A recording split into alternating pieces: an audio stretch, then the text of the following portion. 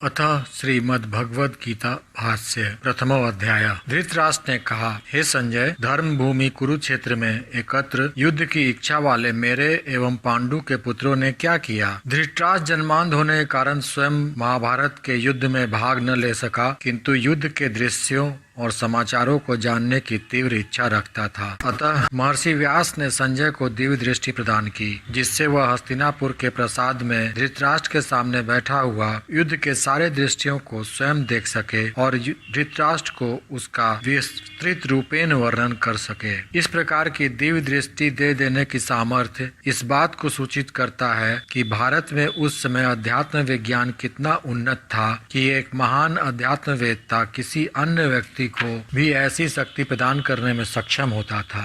आज भौतिक विज्ञान ने टेलीविजन, दूरदर्शन द्वारा दूरस्थ दृश्यों एवं शब्दों का साक्षात दर्शन और श्रवण अपने कक्ष में बैठे बैठे करने में इसे समर्थ बना दिया है।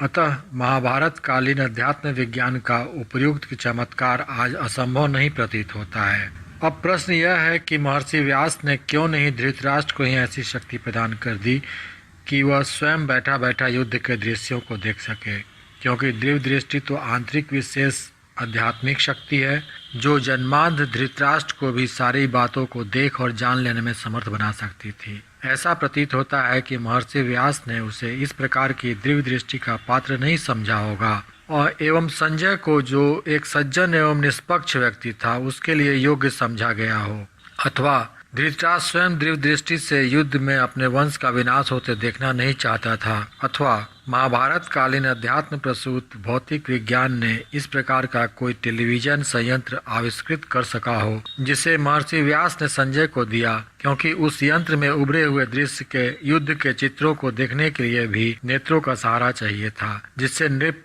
धृतराष्ट्र वंचित था। चाहे जो भी हो, उक्त प्रसंग से तत्कालीन भारत के ज्ञान विज्ञान के महान उत्कर्ष का पता चलता है। कुरुक्षेत्र को धर्म स्थल कहा गया है। युद्ध करना उस समय क्षत्रियोचित धर्म समझा जाता था और युद्ध में वे युद्ध के धार्मिक नियम उपनियमों का पालन करते थे। युद्ध में छल कपट का व्यवहार न कर वे अपने बाहुबल तथा युद्ध कौशल से शत्रु को परास्त करने का विचार रखते थे। महाभारत के युद्ध में कई अवसरों पर इस धर्म युद्ध की अवहेलना हुई है, जिसका पूर्वाभास धृतराष्ट्र को नहीं रहा होगा। अतः उक्त युद्ध स्थल को धर्म क्षेत्र कहा गया है। संजय उवाच।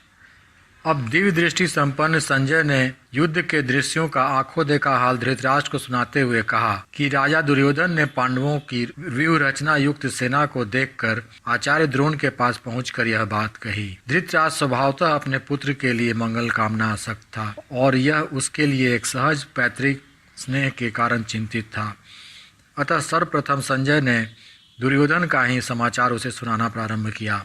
हे गुरुदेव, अपने बुद्धिमान शिष्य द्रुपद के पुत्र धृष्टद्युम्न द्वारा विवाहकार सुसज्जित पांडु पुत्र की इस विशाल सेना को आप देखें। युद्ध कला विशेषज्ञ शास्त्रार्थों के महान शिक्षक एवं आचार्य द्रोण का पक्ष लेकर युद्ध के लिए उन्नत थे। दुर्योधन शत्रु पक्ष की सुसज्जित सेना को देखकर चिंतित हुआ और आचार्य को उनके युद्ध विषय ज्ञान का पूर्ण लाभ प्राप्त करने के लिए उनके पास जाकर ऐसा निवेदन करता है। ऐसा कहकर वह चाहता है कि आचार्य अपनी युद्ध कला का प्रयोग पांडव पक्ष के अपने शिष्य द्रुपद पुत्र की युद्ध कला से बढ़कर करें और दुर्योधन की सेना को अधिक अच्छे ढंग से युद्ध भूमि में सुसज्जित करें। इसी अभिप्राय से दुर्योधन आचार्य द्रोण का ध्यानाकर्षण अपनी तथा पांडवों की सेना के प्रमुख वीरों की ओर करता है। यहाँ युद्ध भूमि में भीम और अर्जुन के समान बड़े बड़े धनुर्धर हैं। इनमें सात्विक, विराट और महारथी ध्रुपद हैं। पहले शत्रु पक्ष के वीरों का नाम लेकर दुर्योधन आचार्य के शौर्य को उभारने का प्रयत्न करता है। आचार्य तो उभय पक्ष के अनेक महारथियों के शस्त्रास्त्र के शिक्षक रह चुके हैं। अतः दुर्योधन युद्ध स्थल में विपरीत पक्ष वाले उनके शिष्यों के प्रति सहज स्नेह को दूर कर आचार्य के क्रोध का लक्ष्य उन्हें बनाने की इच्छा रखता है और धृष्ट केतु, चेकिस्तान, पराक्रमी काशी नरेश, पुरुजीत, कुंती भोज और पुरुष श्रेष्ठ शैव और दुर्दुष्ट दुधामन्यु तथा बलशाली उत्तम मौजा, सुभद्रा पुत्र अभिमन्यु एवं द्रौपदी के पांचों पुत्र वे सब के सब महारथी हैं। महारथी उस वीर को कहा जाता था जो अकेला 10,000 धनुर्धर योद्धाओं से युद्ध कर सकता था एवं शस्त्रास्त्र में प्रवीण होता था। हे ब्राह्मण श्रेष्ठ, हमारी ओर से जो भी प्रमुख हैं उन्हें आप जान लें। आपकी जानकारी के लिए अपनी सेना के सेनापतियों का नाम कहता हूँ। आप स्वयं भीष्म पितामह एवं कर्ण तथा संग्राम जेता कृपाचार्य, अश्वस्थामा तथा विकर्ण एवं सोमदत्त का पुत्र भूरिश्रवा तथा मेरे और भी अनेक सूरवीर विभिन्न शस्त्रास्त्रों से लैस हो मेरे लिए सभी प्राणोत्सर्ग परायण युद्ध कला निशांत हैं। भीष्म पितामह द्वारा रक्षित हमारा बल अपर्याप्त अर्थात शत्रु को परास्त करने में यथेष्ट सक्षम नहीं है और भीम द्वारा रक्षित इनका सैन्य बल यथेष्ट है। भीम की अपेक्षा भीष्म वृद्ध थे, अतः दुर्योधन को अपनी सैन्य शक्ति के लिए चिंता एवं संदेह है। अन्याय पक्ष के व्यक्ति का हृदय सदा शंकित रहता है, अतः उसे अपने पक्ष में कल्याण में संदेह रहता है। अतएव दुर्योधन भीष्म पितामह के नेतृत्व में अपनी सेना की रक्षा के लिए आचार्य द्रोण से अनुरोध करता है। अतः सभी मोर्चों पर अपने अपने स्थानों पर स्थित रहते हुए आप सभी लोग निश्चय ही भीष्म पितामह की ओर सब ओर से रक्षा करें। दुर्योधन को भीष्म पितामह के वार्धक्य के कारण उनकी महती रण कुशलता के संबंध में कुछ आशंका है। वह अन्याय के मार्ग पर है, अतः वह विवेक शून्य होकर भीष्म पितामह के पौरुष एवं अप्रतिम रण कौशल को समझ नहीं पा रहा है। अतएव वह चाहता है कि सेनापति भीष्म की सभी लोग रक्षा करें, मैं तत्पर हूँ, क्योंकि सेनापति की पराजय अथवा उनके मारे जाने पर पूरी सेना का अस्त व्यस्त होकर पराजित हो जाना स्वाभाविक है। अब भीष्म पितामह ने दुर्योधन का आशय समझकर उसकी आशंका को दूर करने के लिए अपने पौरुष और पराक्रम का उद्घोष इस प्रकार किया। दुर्योधन के हृदय में प्रसन्नता उत्पन्न करते हुए कौरवों में प्रतापी वृद्ध भीष्म पितामह ने उच्च स्वर से सिंह की तरह गरजते हुए शंख फूका। उन दिनों शंख, नगाड़ा, ढोल एवं इसी प्रकार के युद्ध के बाजे बजाकर शत्रु पक्ष के सैनिकों को युद्ध के लिए ललकारा जाता था। भीष्म पितामह ने सिंहनाद कर एवं शंख बजाकर दुर्योधन का ध्यान अपने बल पौरुष की ओर आकर्षित कर उनकी आशंका को दूर किया। भीष्म के शंख बजाने के पश्चात शंख, नगाड़े, ढोल, नृह, सिंह आदि बाजे एक साथ ही बज उठे। उस शब्द से भयंकर कोलाहल मच गया। तदंतर सफेद घोड़ों से युक्त विशाल रथ में बैठे श्री कृष्ण और अर्जुन ने भी अपने अपने दिव्य शंख बजाए। श्री कृष्ण ने पांचजन्य, अर्जुन ने देवदत्त नामक शंख, भयानक कर्म करने वाले भीष्म ने पौंड नामक अपना बड़ा शंख बजाया। कुंती के पुत्र राजा युधिष्ठिर ने अपने अनंत विजय नामक शंख को, नकुल ने घोष को और सहदेव ने मणि पुष्पक नामक शंख को बजाया। महाधनुर्धर काशीनाज, शिखंडी, महारथी, धृष्ट, ध्रुम, विराट और अजय, सात्यकी, द्रुपद, द्रौपदी के पांचों पुत्र, सुभद्रानंदन, अभिमन्यु, इन सब ने हे राजन अलग अलग शंख बजाए। शंखों के बजने से उत्पन्न हुए उस महाशब्द ने एकत्र होकर आकाश, पृथ्वी आदि को गुंजाय कर हुआ दुर्योधन आदि के हृदय को विदीर्ण कर दिया। हे राजन, उसके पश्चात कपिध्वज अर्जुन ने खड़े होकर धृतराष्ट्र पुत्रों को देखकर शस्त्र चलाने की तैयारी के समय धनुष उठाकर ऋषिकेश श्री कृष्ण से यह वचन कहा, हे अच्युत, मेरे रथ को दोनों सेनाओं के बीच में खड़ा करें। जब तक मैं युद्ध की इच्छा से खड़े हुए इनको अच्छी तरह से देख लूं कि इस रणभूमि में मुझे किन किन के साथ युद्ध करना चाहिए। दुर्बुद्धि दुर्योधन का युद्ध में कल्याण चाहने वाले जो राजा लोग यहाँ आए हैं उन युद्ध करने वालों को मैं देखूंगा। संजय उवाच। संजय ने कहा, हे धृतराष्ट्र, अर्जुन के ऐसा कहने पर श्री कृष्ण ने दोनों सेनाओं के बीच में भीष्म, द्रोण और अनन्य बहुत से राजाओं के सामने सुंदर रथ को खड़ा करके कहा, हे अर्जुन, एकत्र हुए इन कौरवों को देखो। अर्जुन ने यहाँ युद्ध भूमि में दोनों सेनाओं में स्थित चाचा, पितामह, आचार्य, मामा, भाई, पुत्र, पौत्र, मित्र, ससुर एवं सुहृदय लोगों को देखा। उन सभी बंधुओं को खड़े देखकर अत्यंत करुणा से युक्त होकर कुंती पुत्र अर्जुन शोक करता हुआ यह बोला। अर्जुन उवाच, हे कृष्ण, अपने इन आत्मीय जनों को युद्ध के लिए उपस्थित देखकर मेरे अंग शिथिल हो रहे हैं, मुख सूखा जा रहा है तथा मेरे शरीर में कंप एवं रोमांच हो रहा है। मेरे हाथ से गांडीव गिरा जा रहा है, त्वचा जल रही है, मेरा मन भ्रमित सा हो रहा है, मैं खड़ा रहने में भी समर्थ नहीं हूँ। हे केशव, मैं लक्षणों को प्रतिकूल देख रहा हूँ तथा अपने आत्मीय लोगों को युद्ध में मारकर कल्याण भी नहीं देखता हूँ। हे कृष्ण, मैं विजय की इच्छा नहीं करता और न राज्य तथा भोगों की ही चाहता हूँ। हे गोविंद, हमें राज्य अथवा भोगों से क्या प्रयोजन है? जिनके लिए राज्य भोग एवं सुख चाहिए वे ही धन और प्राणों का मोह छोड़कर इस युद्ध स्थल में खड़े हैं। गुरुजन, चाचा, पुत्र एवं पितामह, मामा, ससुर, पौत्र, साले, संबंधी लोग भी हैं। हे मधुसूदन, मेरे ये स्वजन मुझे मार ही क्यों न डालें, तथापि मैं इन्हें तीनों लोकों स्वर्ग, मर्त्य, पाताल के राज्य के लिए मारना नहीं चाहता।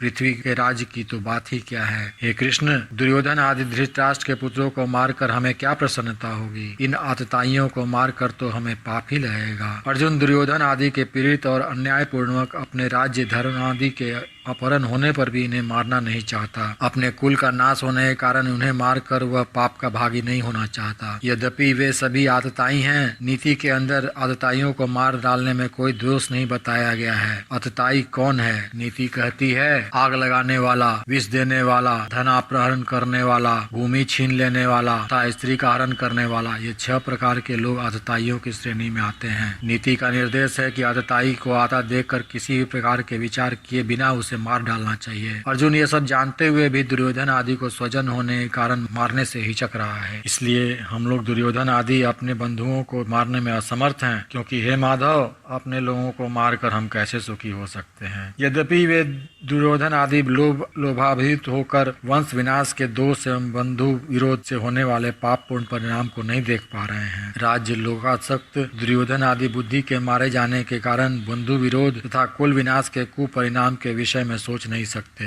अर्जुन इनसे होने वाले दुष्परिणामों के विषय में विचार करने में समर्थ है, क्योंकि उसे राज्य आदि का लोभ नहीं है, अतः उसकी बुद्धि निर्विकार है और यह कहता है, हे जनार्दन, हम कुल के विनाश करने से लगने वाले दोष को जानते हुए भी क्यों न उस पाप से बचने का विकार करें। अब कुल क्षय के दोषों को एक कर अर्जुन विचारार्थ भगवान श्री कृष्ण के सामने रखता है। कुल के नाश होने पर प्राचीन सभी कुल धर्म नष्ट हो जाते हैं। कुल धर्म के नष्ट होने से संपूर्ण कुल को पाप दबा लेता है। हे कृष्ण, पापाचार के बढ़ जाने से कुल की स्त्रियां दुष्चरित्रा हो जाती हैं। वे वंशी वंश के भूषण। कुल की स्त्री के चरित्रहीना हो जाने से वर्ण संस्कार संतति उत्पन्न होती है। वर्ण संकर संतति कुल घातियों को तथा कुल को नरक में ले जाने वाली होती है। पिंड एवं जल तर्पण क्रिया के लुप्त होने से इनके पितर लोगों का पतन हो जाता है। इन वर्ण संकराकार्य दोषों द्वारा कुल घातियों के शाश्वत कुल धर्म तथा वर्णाश्रम धर्म नष्ट हो जाते हैं। हे जनार्दन, हमने सुना है कि मनुष्यों के कुल धर्म नष्ट हो जाने पर उनका चिरकाल तक नरक में वास होता है। उपयुक्त श्लोकों में अर्जुन ने कुल धर्म के नाश होने पर वर्ण संकर की उपत्ति एवं तत्जनित दुष्परिणामों को बतलाया है। वर्णाश्रम धर्म ऋषियों द्वारा मान्य प्राचीन एवं वैधानिक धर्म भारत का गौरव रहा है। वर्णाश्रम धर्म समाज को सही मार्ग पर ले चलने के लिए एक आवश्यक एवं वैज्ञानिक साधन था। दुख है, आज वर्णाश्रम धर्म का विरोध भारत के अंदर मानव को समान अधिकार देने का तर्क देकर किया जा रहा है, परंतु क्या इससे समाज सही अर्थ में सुखी हो पाया है?